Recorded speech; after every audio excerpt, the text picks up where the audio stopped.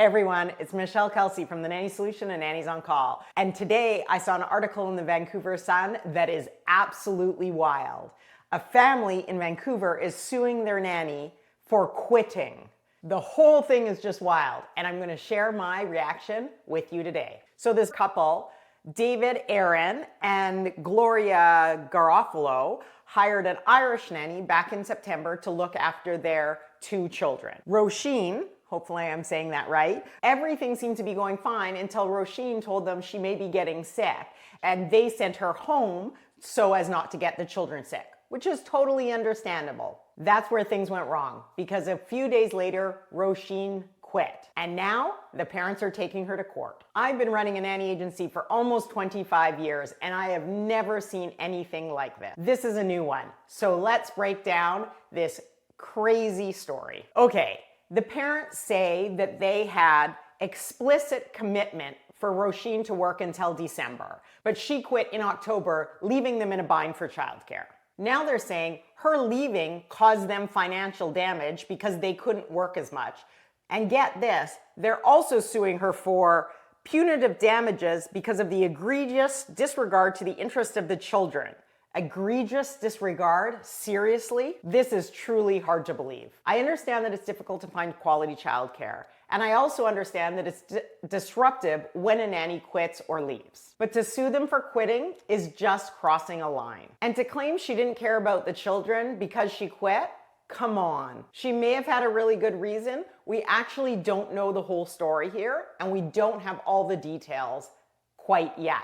But you can bet we'll be watching as they come out. And here's another thing that completely blows my mind. They were paying her $20 an hour.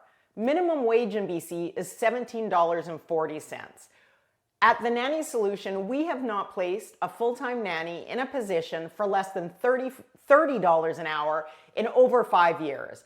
I cannot tell you the last time we placed a nanny at $20 an hour. It was probably 10 to 15 years ago. It's 2024, people. It's expensive to live in BC and to live in Canada. And expecting a nanny that you trust and bond with for $20 an hour is an unrealistic expectation. But wait, there's more. David Aaron is a lawyer and he has sued people before. He clearly likes lawsuits. I did a little digging and I found out that he sued the city for a drum circle, and he also threatened to sue the city of Nelson over dog tickets.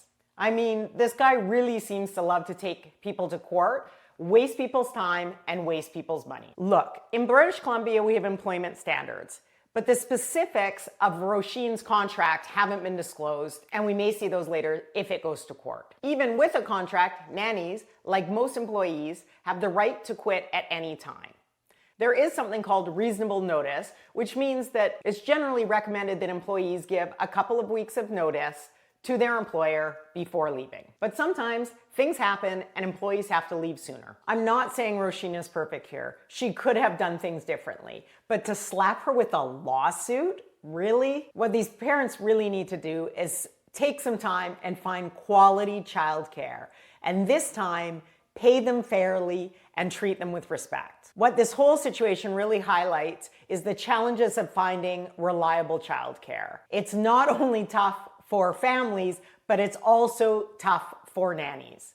Imagine if nannies started taking positions and they needed to worry about getting sued every time they took a position, quit a position. This would leave families with even less options for childcare. Suing each other is not the answer. So what can we learn from this mess?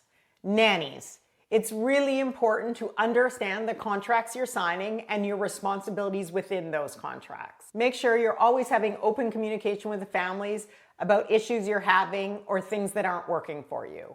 And of course, always try and leave or give as much notice as possible when you have to leave a position. My guess is Roisin was not being honest about the reason she left this position. The reason she gave was because they sent her home when she was sick.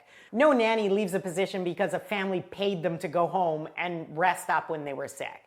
Likely there are other reasons here that have not yet been disclosed. And parents, remember, nannies are people too.